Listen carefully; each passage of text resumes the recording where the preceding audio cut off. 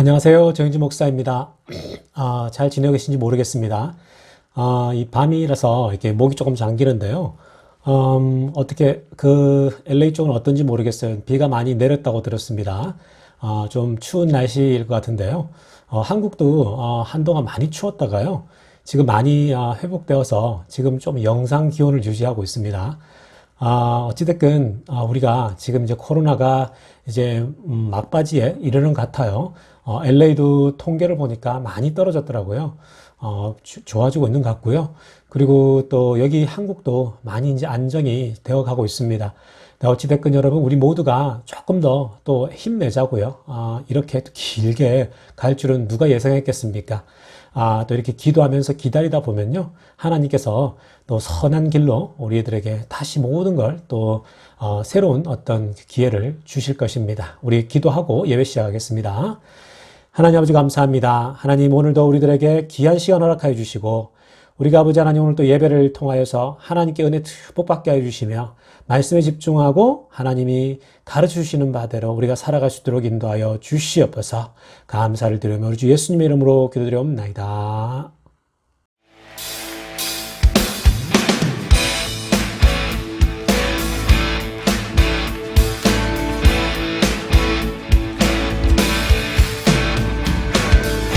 예수 열방의 소망, 예수 우리의 위로자, 주는 온 땅의 영원한 소망. 예수 어둠 속에 예수 변함없는 진리, 주는 온 땅의 빛이 되시네.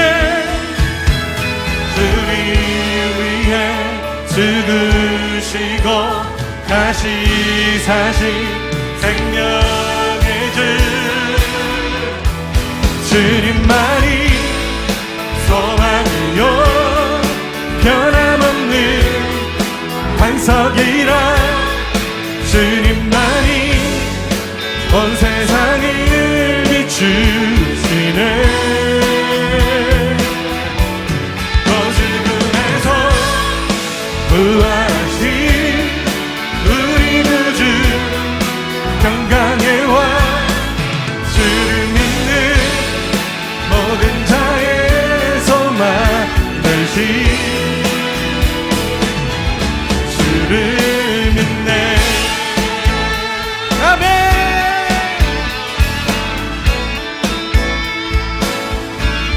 예수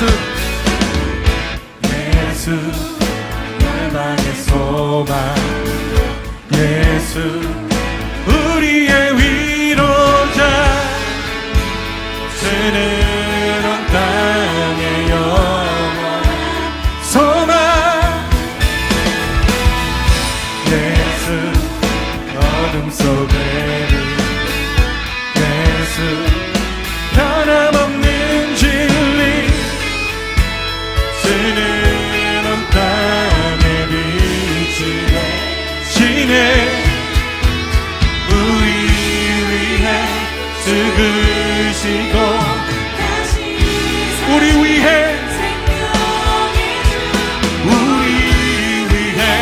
죽으시고 다시 사신 생명의 주, 주님만이 소망이요 변함없는 반석이라. 주님만이 온 세상을 비추시네. 또 죽음에서 부활하신 우리 구주 평강의 왕. 그렇습니다. 주님이 우리의 소망이 되십니다. 주를 믿네.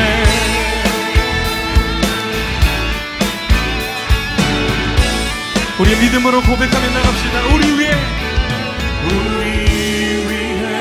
죽으시고 다시 사신 생명 우리 위해 죽으시고 다시 사신 생명의 주 주님만이 소망이요 변함없는 반석이라 주님만이 온 세상을 주시네 또 죽음에서 부활하신 우리 구주 평강의 왕 주를 믿는 모든 자의 소망 되시 주를 믿네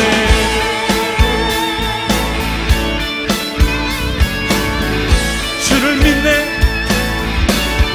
주를 믿네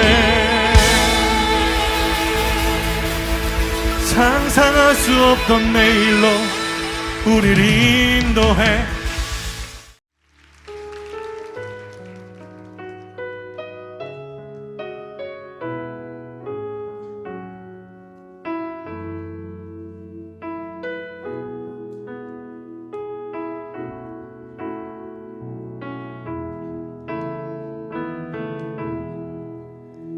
내 영혼의 그 깊은 데서 맑은 가락이 울려나네 하늘 곡조가 언제나 흘러나와 내 영혼을 고이 싸네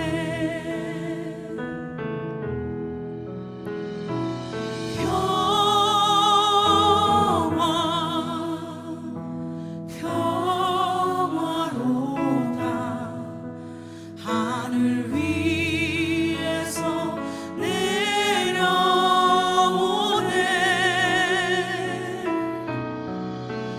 그 사랑의 물결이 영원토록 내 영혼을 덮으소서 내 영혼의 그 내 영혼의 그 깊은 데서 맑은 가랑이 울려나네 하늘 곡조가 언제나 흘러나와 내 영혼을 고이 싸네 내 영혼의 평화가 넘쳐나 내 영혼의 평화가 넘쳐나 주의 축복을 받음이라 주의 축복을 받음이라 내가 주야로 주님과 함께 있어 내가 주야로 주님과 함께 내 영혼이 편이시네 내 영혼이 편히 쉬네 평화로다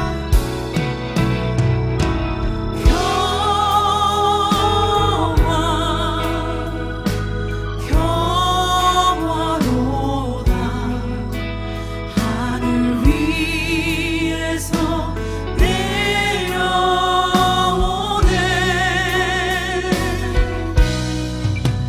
그 사랑의 물결이 영원토록 내 영혼을 덮으소서 평화로다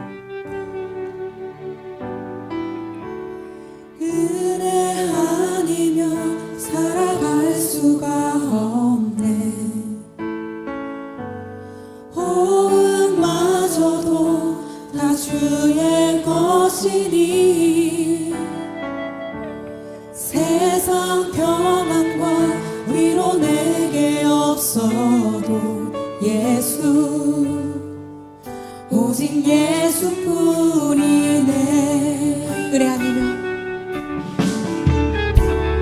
은혜 아니면 살아갈 수가 없네. 호흡마저도 다 주의 것이니 세상 평안과 위로 내게 없어도 예수 오직 예수뿐이네. 크신 계획 다 볼 수도 없고 작은 고난에 지쳐도 주께 묻기 나의 모든 삶 버티고 견디게 하시네. 은혜 아니면 살아갈 수가 없. 나의 모든 것 나의 모든 것 다 주께 맡기니 참된 평안과 위로 내게 주신 주 예수 오직 예수뿐이네.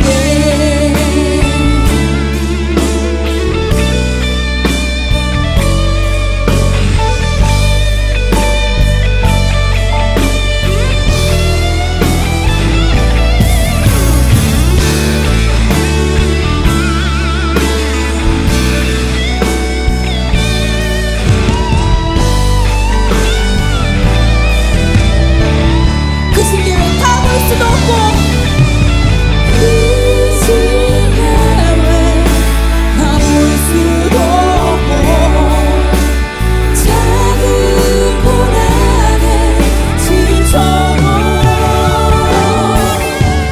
주께 묻기 나의 모든 삶 버티고 견디게 하시네. 그 시간에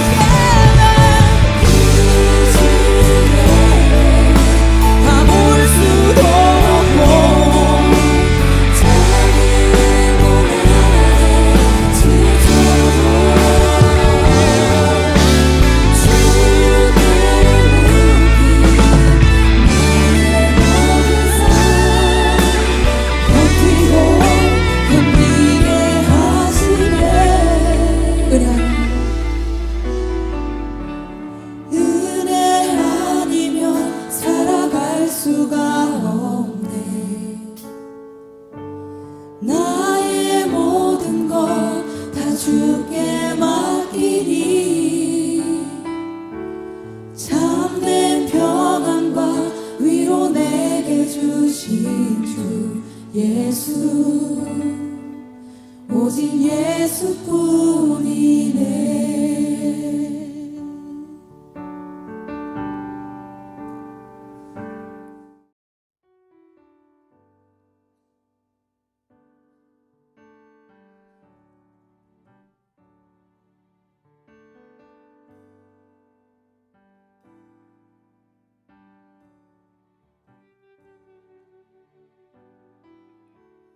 은혜 아니면 살아갈 수가 없네. 호흡마저도 다 주의 것이니 세상 평안과. 자, 오늘은 초대교회 시대의 전염병과 크리스찬, 초대교회의 전염병과 크리스찬이라는 제목으로 하나님 말씀 전하도록 하겠습니다.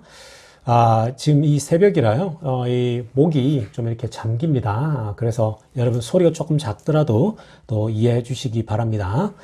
오늘은요, 마태복음 25장 40절 말씀으로 우리가 오늘 말씀 살펴보려고 하는데요.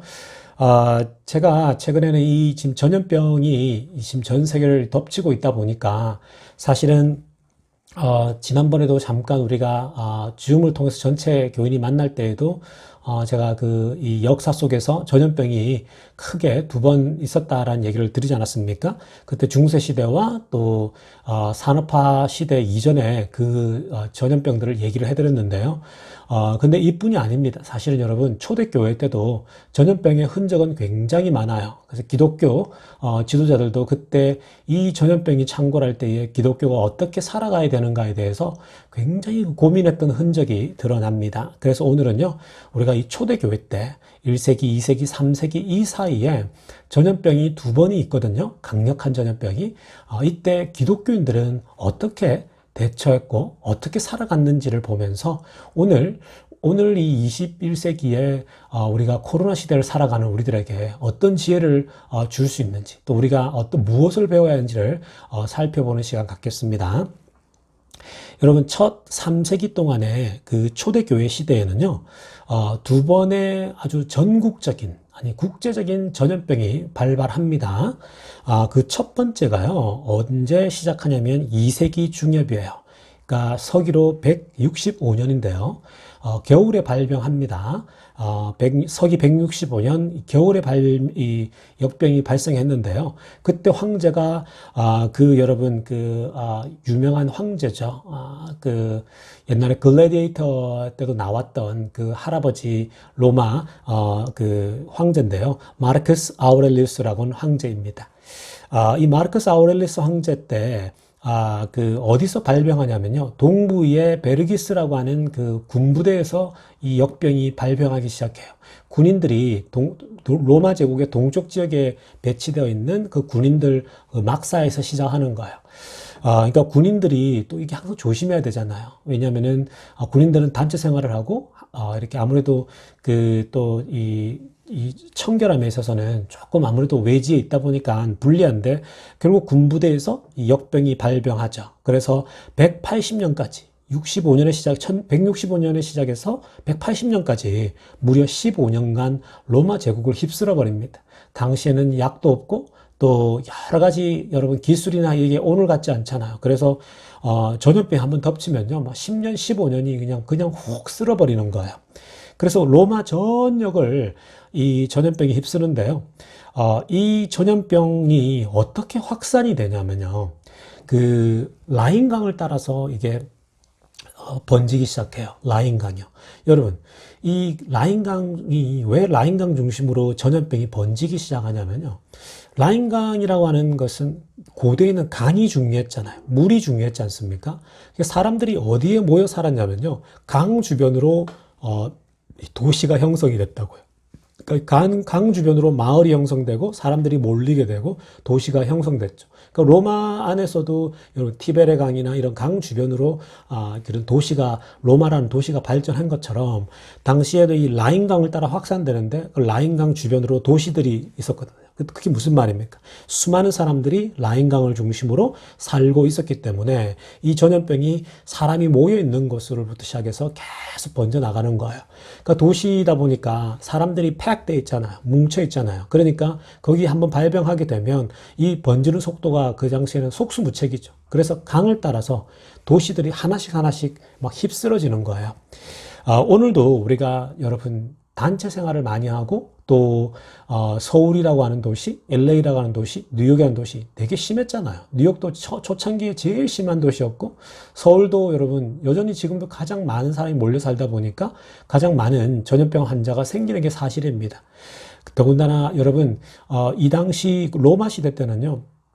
청결함이 없잖아요. 하수도 시설도 안 돼 있고 그러다 보니까 정말 그 도시주를 중심으로 해서 무시한 속도로 이 전염병이 확산이 되기 시작합니다. 그리고 또 하나는요, 원정에서 돌아온 군대를 통해서 이 전염병이 확산되기 시작해요. 원정에서 돌아왔죠? 그러니까 원정 갔다가 돌아오니까 군인들이 이제 휴가를 갈 거 아니에요. 고향집으로 돌아갈 거 아니에요. 그래서 이 군인들이 원정 갔다가 어디로 돌아가냐면 각자 동부에 자기 집으로 돌아가다 보니까 동부 로마 제국까지 당시 로마가 서로마, 동로마가 있었는데 이 동로마 쪽까지 군인들이 집으로 돌아오니까 그 전염병이 번지기 시작하는 거예요. 여러분, 이것도 보면요. 결국은 사람들이 이동을 해서 그 이동된 사람 때문에 전염병이 번지는 거예요. 그렇기 때문에 역병이라고 하는 건, 전염병이라고 하는 건요, 쉽게 생각하면 안 돼요. 막 그렇게 간단하게 생각하고 쉽게 생각하면요, 사실 전염병이 삽시간에 번져요. 이번에 사실 트럼프 행정부가 절대적으로 실수한 거는요, 중국에서 이 전염병이 넘어왔지만 초기 대처가 안 됐던 게 결정적인 실수였어요. 한국은 초창기 대처를 잘했거든요. 근데 트럼프는요, 결국은 초창기 대처를 실패했죠. 그러니까 미국 전역이 속수무책으로 다 번져버리는 거예요. 이제 와서 이걸 지금 뒤수습을 해야 되는 상황이거든요. 여러분, 이 전염병이라는 게요, 이 당시도 막 군인들이 이동하는데 전염병이 그렇게 번지는 걸 상상도 못한 거예요. 그래서 휴가 마친 사람들, 휴가를 그냥 집으로 다 보내버리고 이동을 그냥 용이하게 해버린 거죠. 이런 부분을 어느 정도 막고 했어야 됐는데 그걸 못한 겁니다. 또 고대 사회는요, 통계에 무관심했잖아요. 통계가 없지 않습니까? 과학적인 게 약하니까. 그러니까 당시에 정확한 사망자를 알 수도 없었어요. 그러니까 추적도 안 되는 거죠. 지금 한국 같은 경우는 카톡이나 핸드폰으로 위치 추적을 해서 다 찾는데요. 와, 정말 열심히 하면서 그런 걸 잡아내거든요. 그러니까 이만큼 언더 컨트롤이 되는 거예요. 여러분, 근데 어찌됐건 역사학자 윌리엄 맥닐이라는 사람이요, 뭐라고 하냐면요, 로마 제국 당시에 인구의 4분의 1이 죽었다고 합니다. 로마 제국이 얼마나 컸습니까? 근데 인구의 4분의 1이 그냥 초창기 이 초대교회 때 다 죽었대요. 정말 그 치사율이 정말 높죠. 그죠? 미국의 세균학자이자 의사인 한스 진저라는 사람이 있어요. 의사이자 이 세균학자인데, 이 한스 진저는 이렇게 얘기를 합니다. 사망자가 많아서 이탈리아의 도시에 그 도시와 마을이 공동화됐다는 거예요. 너무 많은 사람이 갑자기 죽어버리니까요. 그 이탈리아의 도시들이 공동화되는 거예요. 막 사람이 너무 많이 죽어나가니까. 그리고 황폐화가 되는 거예요. 도시가 점점 더 뭡니까? 이 공동화 현상이 나타나는 거죠. 여러분, 이 역병이라는 게요, 당시에는 1년 만에 끝난 것도 아니었어요. 1, 2년 만에 유행하다가 사라지는 게 아니라, 이 당시는 워낙 여러분, 의학이나 기술이 없다 보니까 한 번 전염병이 덮치면요, 10년, 15년, 20년은 그냥 가는 거예요. 그래서 이 당시에도 첫 번째 이 초대교회 때 덮쳤던 이 전염병이 15년간 지속되었다라고 얘기를 하고 있습니다. 그래서 여러분, 이게 166년도 그 이전에는요, 166년쯤 이르러가지고는 중국에까지 전파가 됩니다. 로마에서 시작한 이 전염병이 중국까지 전파되었다. 한번 상상해 보십시오, 여러분. 오늘과 똑같죠. 전염병이 중국에서 시작했는데 미국까지 오는데 순식간이었잖아요. 이 당시도 마찬가지예요. 이 전염병이 막 휩쓸고 가는 거예요. 로마에서 번졌는데 중국까지 막 삽시간에 번져버리죠. 그 당시에 통계가 없으니까 알 수가 없는데 얼마나 많은 사람이 죽었을까요? 그러니까 정말 전 세계를 덮친 전염병이 이때도 있었다라는 겁니다. 자, 두 번째 역병이 돌거든요. 두 번째 역병은 249년에, 서기 249년에 시작이 됩니다. 그래서 본격적으로 창궐 하는 건요, 251년도에 창궐 하는데요. 262년까지 무려 한 10년 동안 이 전염병이 도시와 농촌으로 파급되는데요. 이때 이 역병의 아마 이름은 홍역이었을 것이라고 추측을 하더라고요. 홍역. 그래서 키프리아누스 역병이라고 불리는 질병이었는데요. 이 당시에는 홍역을 경험해 본 적이 없었잖아요. 그러다 보니까 면역력이 없다 보니까 막 정말 많은 사람들이 또 죽어나가는 거예요. 이때 로마 한 도시에서만 하루에 5,000명이 죽었다고 기록을 하고 있더라고요. 여러분, 하루에 5,000명이면은 미국이 최근까지 하루에 5,000명씩 죽었잖아요. LA도 제가 알기로는 하루에 5,000명 아니었는가 싶은데 그게 미국 전체인지 제가 잘 모르겠는데요. 미국도 하루에 5,000명씩 죽었지 않습니까? 여러분, 로마시에서만 하루에 5,000명이 죽었대요. 똑같은 거예요, 여러분. 1세기 때나 2세기 때나 지금 미국이나요, 하나도 다를 게 없어요. 그리고 알렉산드리아라고 하는 제2의 도시죠. 로마에서 큰 도시인데 이집트에 있는 알렉산드리아에서는요, 인구의 3분의 2가 다 몰살을 했다고 합니다. 이 홍역이 퍼지는 바람에. 그만큼 무서울 정도로 막 한 집 걸쳐서 사람들이 막 다 가족이 몰살하고 그랬습니다. 이때 역병에 대해서요, 과연 기독교는 어떻게 대처를 했고 기독교는 어떤 역할을 했는지에 대해서 제가 좀 추적을 해봤습니다. 그랬더니 여러 기록이 남아져 있습니다. 초대 교회사를 보니까요. 카르타고의 주교죠. 북아프리카인데 카르타고의 주교 키프리아누스는요. 이분이 당시의 목회자죠. 이 키프리아누스는 역사학자면서 동시에 이제 목회자였는데 이렇게 기록을 하고 있더라고요. 우리 가운데 많은 이가 이 전염병과 흑사병으로 죽어가고 있다라고 얘기를 했습니다. 그러니까 카르타고 지역에 이미 그 교회 주변에 벌써 전염병이 흑사병처럼 번져서 사람들이 벌써 죽어가고 있다라고 기록을 하고 있습니다. 몇 년 후에 알렉산드리아까지 옵니다. 이집트까지 번지는 거죠. 알렉산드리아의 주교 디오니오스는 이렇게 얘기를 합니다. 부활절 설교인데요. 그때 설교에서 이렇게 얘기합니다.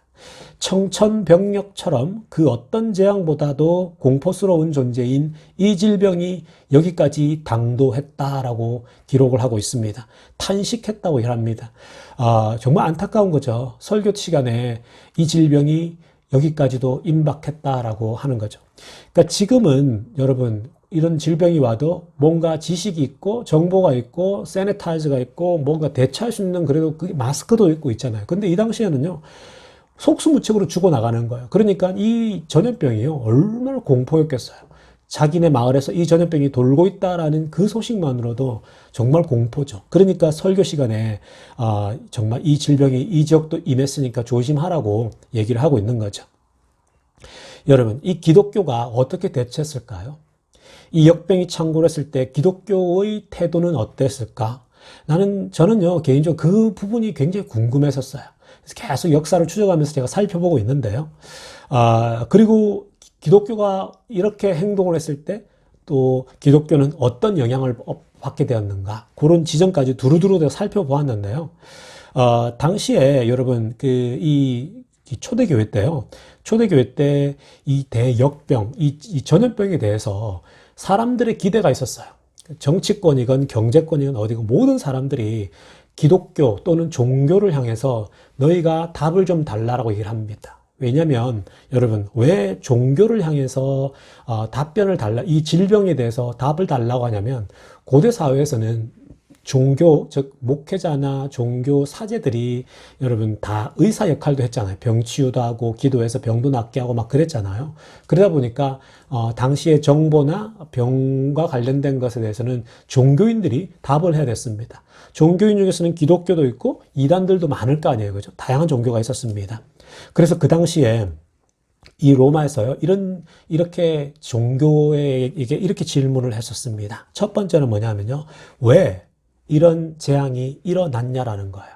왜 이런 재앙이 지금 현재 이런 역병이 돌고 있냐라는 왜라는 why라는 질문이고요. 두 번째는 이 재앙에 대해서 어떻게 그러면 대응해야 되느냐? 우리는 어떻게 살아가야 되느냐는 질문을 던진 거예요.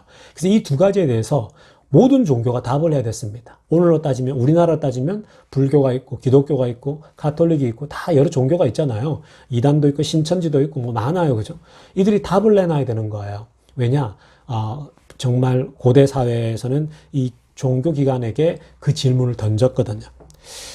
그래서 당시에 이단들이 어떻게 대처했고 기독교는 이것에 대해서 어떻게 처신했는지가 저에게는 굉장히 궁금증을 자아내는 그런 것이었는데요. 당시에 보면요, 이 초대교회, 교회가 있고 이방 종교가 있는데, 이방 종교는 답을 제대로 못해요. 이 질문에 대해서 답할 생각도 하지 않아요. 이들은 그냥, 이들의 답은 뭐였냐면 도망이었어요. run away. 그냥 도망치는 것밖에 없었습니다. 자기 몸 하나 건사하는 거 그거밖에 없었어요. 오직 목표는 숨어서 지내는 거였습니다. 이교도의 사제들은 전부 다 도망했고 고위층이나 부자들은 정말 더 안전한 곳으로 막 이동합니다. 그런데 안전한 곳이 없었죠. 전염병이 다 번지는데 안전한 곳이 어디 있습니까? 그래서 정말 이들이 그 이방 사제들, 이교도들은요 그냥 혼자 숨는 거예요. 그거밖에 없었습니다. 자신들을 따르는 사람들에 대해서 어떻게 하라고 대처도 안 알려줘요. 알아서 해버리라 이렇게 얘기를 합니다. 그러다 보니까요. 부모는 자녀를 버리게 됩니다. 그 당시에. 자녀도 부모를 버리게 돼요. 부모도 아이를 떼내야 되고 자녀도 부모를 버릴 정도로 정말 이기적인 사회가 형성되고 있었다라는 겁니다. 돌보지 못한 자녀들과 연로한 부모들이 회생의 가능성이 고려되지 못한 채 여러분 보호받지도 못하고 죽음을 맞이했어요. 그러니까 버림받은 나이든 부모나 버림받은 어린아이들은 먹을 것이 없고 질병이 도니까 그냥 길거리에서 죽어나가는 거예요. 보호받지 못하고 계속 길거리에 쌓여가니까 전염병이 더 돌게 되겠죠. 여러분 그 당시 이 초대교회 때요. 이렇게 역병이 돌 때 이렇게 심각했다라고요. 여러분. 그렇다면요. 이교도들은 그렇게 도망치기 바빴다라면 교회는 어떻게 했냐라는 거예요. 교회가. 기독교인들은 어떻게 했냐라는 거거든요. 이때의 그 역병에 대해서 교회 지도자들이 남겨놓은 그 글들이 많아요. 초대교회 글을 보면요. 저는 옛날에는 교회사를 공부할 때는 그런 부분을 그냥 가볍게 넘어갔는데 지금 다시 그 교회사를 살펴보면요. 저는 그런 부분을 이렇게 여러 영어 자료나 이런 한국 자료를 다 보면서 지금은 눈에 너무 잘 들어오는 거예요. 왜냐하면 지금 우리가 역병의 시대, 코로나 시대를 살아가고 있잖아요. 근데 기독교가 어떻게 대처했는지가 궁금한 상황에서 보니까 너무너무 잘 들어오는 겁니다. 당시 교회는요, 모든 질병에 대해서, 이제 모든 질병의 근본적인 그 뿌리는요, 뭐라고 답을 했냐면, 사람들이 이렇게 질문했잖아요. 이 질병이 왜 왔냐? 이 질문하니까, 이방 종교는 도망치는 데 바빴는데 기독교는 왜 이 질병이 이 전 세계를 덮치고 있냐라고 하면서 뭐라고 하냐면요. 이렇게 답을 하는 거예요. 모든 질병은 근본적으로 인간의 죄 때문이다라고 합니다. 너무 전통적인 답변이지만 이게 맞죠. 모든 질병의 그 근원은 결국은 인간의 죄 때문에 온다. 그게 맞죠, 사실. 이 전염병이 결국은 여러분 다 뿌리를 찾아보면요. 결국 우리의 욕심이었고 인간들의 죄악이죠. 더 많은 대량 생산하고 더 많은 걸 하다 보니까 여러분, 그리고 요즘 그러잖아요. 그 가축들이 너무 우리 가까이에 사는 거예요. 짐승들이나 동물들 우리에게 너무 가까이 사는 거예요. 왜냐? 여러분 기술이 발전했잖아요. 여러 동물들이 우리랑 가까이 살다 보니까 그 동물들은 또 다른 동물들과 접촉을 하게 되고 그러면 이 동물이 집안에서 같이 살게 되고 그러다 보니 전염병이 더 빨리 이렇게 번지는 현상이 나타나는 거죠. 그래서 여러분 오늘날 같은 경우 이렇게 결국은 근본적으로는 인간의 죄악 때문에 이 전염병이 덮치는 거죠. 그래서 여기서 깨닫는 건 뭐냐면요. 우리가 회개를 해야 돼요. 이 지금 코로나가 전 세계를 덮치고 있다? 그건 여러분, 나만의 죄, 누구만의 죄가 누구를 손가락질할 때가 아니에요. 여러분, 저 지역이 부패해서 그렇다? 라스베가스가 타락해서 그렇다? 그런 소리 하지 마세요. 나 자신을 돌아봐야 돼요. 지금 나 자신을 돌아보고요. 내 교회를 돌아봐야 되고요. 그리고 선교단체를 자신을 돌아봐야 되고요. 모든 기독교 단체들은 다 자신을 다 돌아봐야 돼요. 혹 우리가 잘못 가고 있는 건 없는지, 문제가 있는 건 없는지, 이런 부분들을 다 지금 현재 깨달아야 돼요.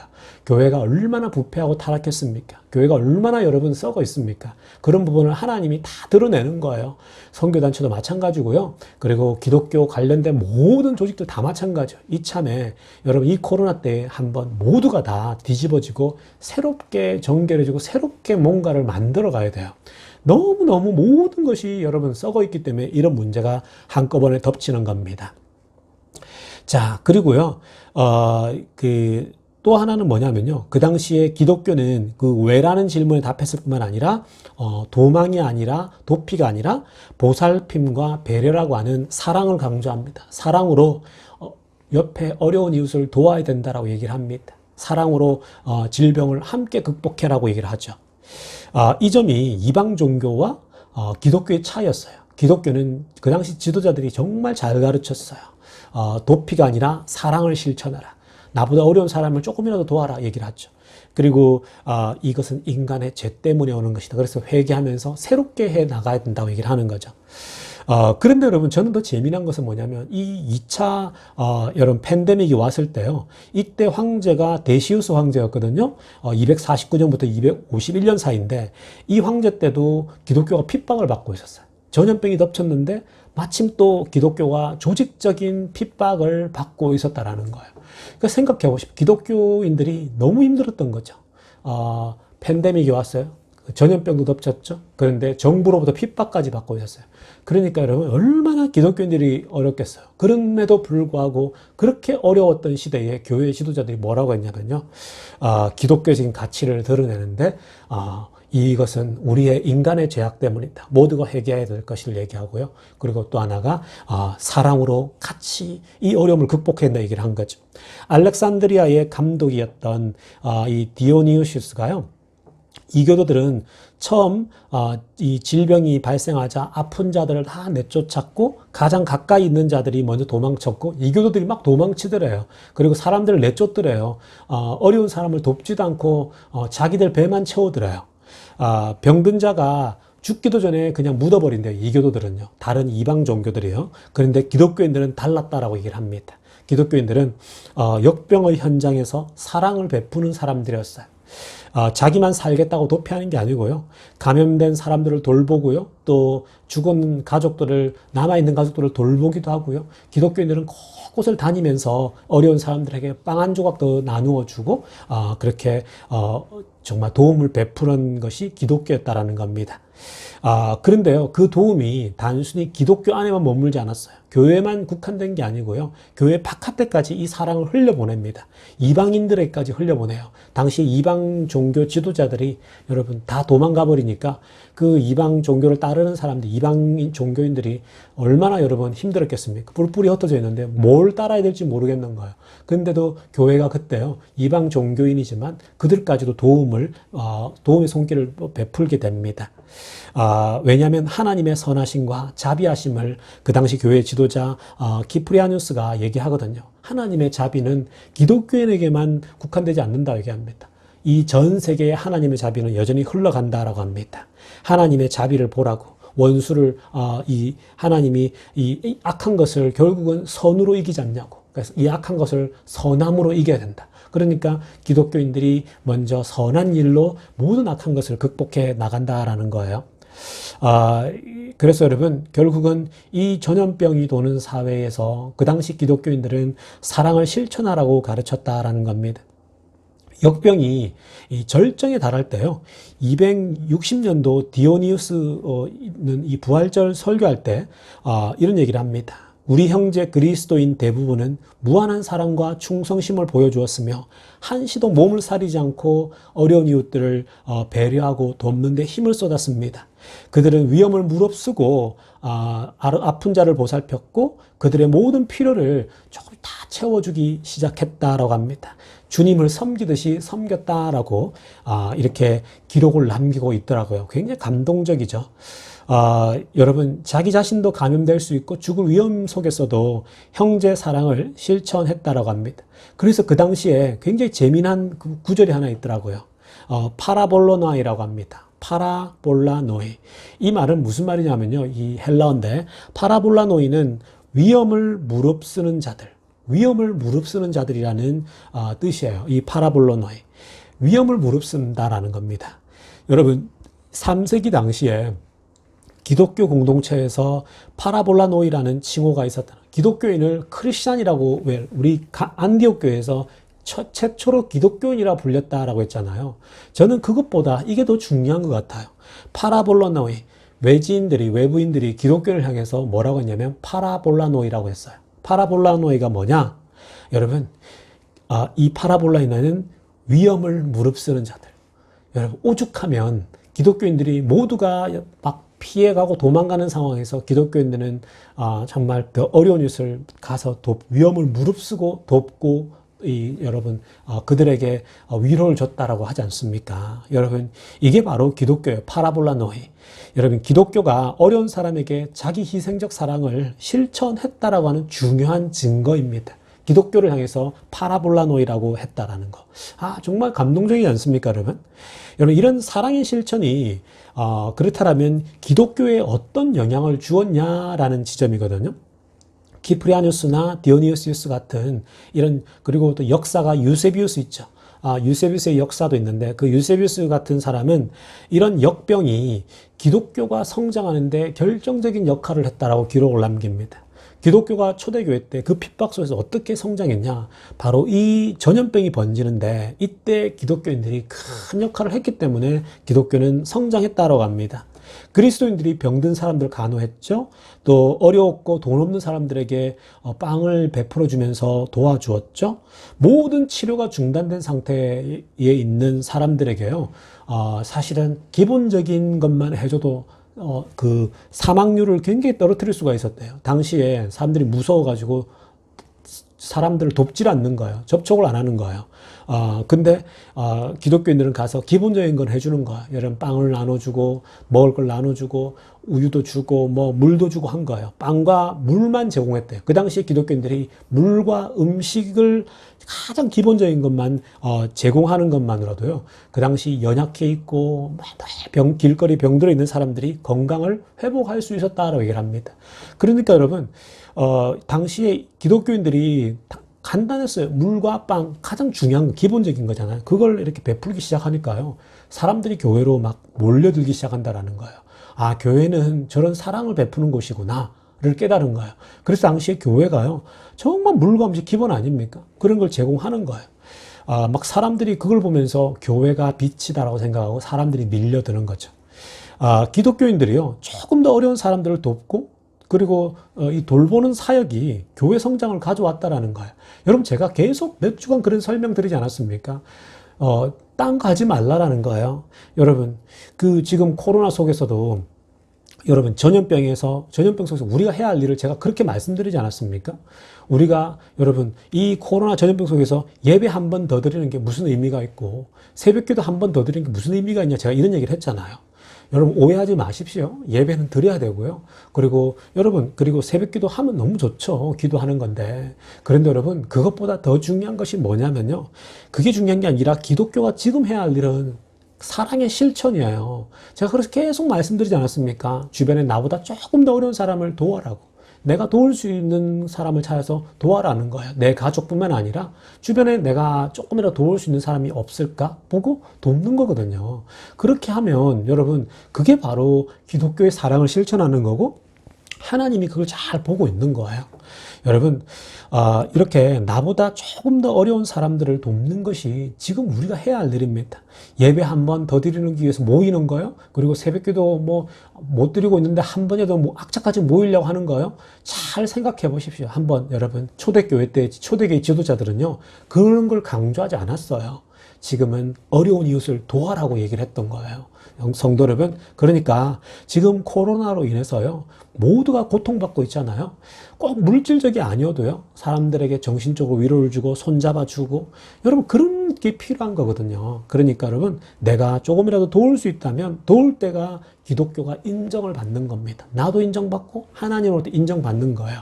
그러니까 우리 모든 성도님들이 이 어려운 때에 나보다 조금이라도 어려운 사람들을 돌아볼 수 있는 그런 넉넉한 마음 가지고 사랑을 실천할 수 있기를 간절히 축원합니다. 기도드리겠습니다.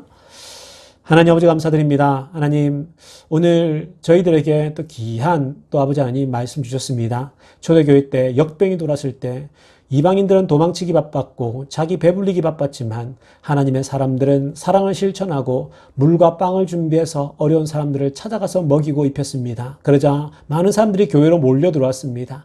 예배 한 번 더 드리자 모여서 정말 새벽기도 한 번 더 하자 이게 아니라 정말 나보다 더 어려운 이웃을 찾아가서 조금씩 돕는 그 모습에 사람들이 감동을 받아서 교회를 찾아왔습니다. 하나님 아버지 저희들에게도 그러한 사랑을 실천할 수 있도록 우리의 마음을 부유케 하여 주시옵소서. 감사를 드리며 주 예수님의 이름으로 기도드리옵나이다. 자, 우리 이제 함께 중보기도 하는 시간 갖겠습니다. 우리 계속해서 기도하고 있는데요. 이제 일단 미국에서 새로운 대통령이 세워졌습니다. 바이든 행정부가 세워졌는데요. 여러분 이제는 미국이 하나로 뭉칠 때입니다. 대통령 선거 하기 전까지는 서로가 지지하는 정당을 자신들의 기호에 따라 지지할 수는 있지만 이제는 또 하나의 대통령으로 뭉쳐서 함께 또 위대한 미국을 만들어 가야 합니다. 참 미국이 그동안 많이 분열되었고 또 많은 부분에서 문제가 많았어요. 그런데 어찌됐든 이제는 우리가 이 새로운 대통령이 들어와서 이 코로나 바이러스를 잘 잡을 수 있도록 우리 기도해야 됩니다. 이게 가장 우선 과제입니다. 이걸 잡지 못하면 경제도 회복이 없고요. 아무것도 회복이 없습니다. 그래서 이 새 행정부가 안 그래도 보니까 이전 행정부보다는 훨씬 더 코로나에 아주 성실하고 더 최선을 다하는 모습이 보입니다. 그래서 굉장히 안정감이 있고요. 그래서 우리가 계속 기도할 것은 하나님 바이든 행정부가 이 바이러스를, 미국에서 번지고 있는 바이러스를 잘 잡게 해달라고 기도했으면 좋겠고요.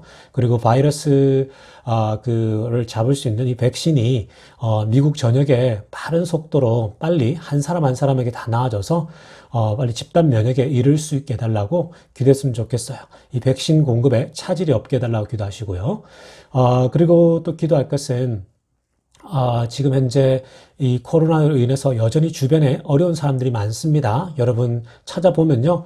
여전히 어렵고 힘들어하는 사람들이 있어요. 그게 꼭 물질적으로 또 여러분 그게 건강적으로 아니더라도요. 외로워하는 사람들도 있고 다양한 사람들이 많습니다. 그러니까 주변에 여러분 가까이 내 주변에 있는 사람들을 한 번씩 돌아보는 것이 가장 그게 기독교인으로서 걸어가야 할 길입니다. 그래서 한번 우리가 혹시 주변에 어려운 사람이 없는지 그리고 또 우리 교인들 가운데 또 우리 지인들 가운데 우리 가족들 가운데 없는지 우리 그런 사람이 있다면 그런 분들을 두고 그들의 재정, 그들의 건강 또 그들의 삶을 위해서 함께 우리 기도했으면 좋겠습니다. 자, 그리고 또 기도할 것은요. 이 조국 땅을 위해서도 기도해 주시기 바랍니다. 이 한국 땅도 큰 위기를 넘기고요. 이제 바이러스도 굉장히 컨트롤이 되어 가고 있습니다. 최근에 막 집단적으로 나타나서 막 상인들이 난리가 아닙니다. 여기도 여러 리테일샵 상인들도 힘들게 버텨오고 있거든요. 근데 최근에 또 집단 면역이 생겨서 많은 이 막 상인들과 이 가게 주인들이 굉장히 또 스트레스 속에 있는 걸 보게 되거든요. 그러니까 모두가 함께 힘들지만 조금만 더 견디면요, 우리들에게 모두가 좀 더 자유로울 수 있는 시간이 주어질 거라는 생각이 듭니다. 그래서 조국 땅을 위해서도 하나님 빨리 조국 땅에도 바이러스가 멈추게 해주시고, 그리고 백신이 이제 2월부터 우리도 이게 시작을 한다 그럽니다. 그래서 빨리 백신도 나아져서 한국은 백신이 놓아지면요 더 빨라질 것 같아요. 집단 면역이. 왜냐하면 적은 수가 지금 걸려있기 때문에 훨씬 더 한국은 집단 면역이 빠르게 이룰 수 있다는 생각이 들고요. 그래서 우리나라를 위해서 계속 기도해 주시기 바랍니다. 그리고 여러분 감사한 것은 저희 아내가 드디어 8번의 항암을 다 끝냈어요. 얼마나 감사한지 모르겠습니다.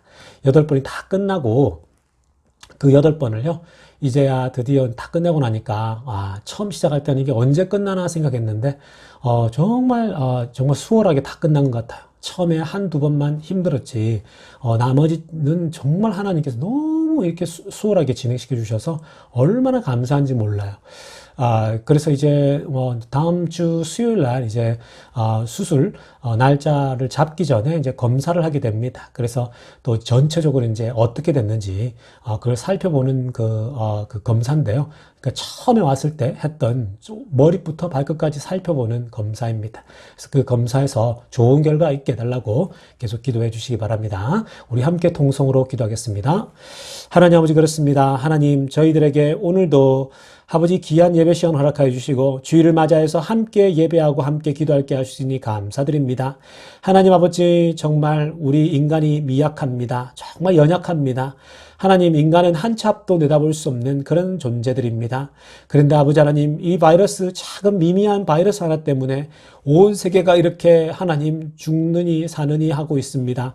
아버지 이렇게 우리가 똑똑한 척하여도 너무 연약한 존재들입니다. 하나님이 미국 땅에 하나님 새 정부가 들어섰습니다. 하나님이 새롭게 정부가 들어섰는데 온 나라가 하나가 되어서 이 정부를 지지하게 해주시고 그래서 이 나라 정부가 새로운 정부가 바이러스를 아버지 하나님 처리하는 데 최선을 다할 수 있도록 힘을 모아가게 하여 주시옵소서. 아버지 하나님 정말 결국은 경제 살리기도 또 아버지 하나님 모든 것이 정상으로 돌아가려면 결국은 바이러스를 잡아야 하는 것입니다. 이 정부가 정말 하나님 바이러스를 잘 잡을 수 있도록 최선을 다할 수 있도록 주님 인도하여 주시옵소서.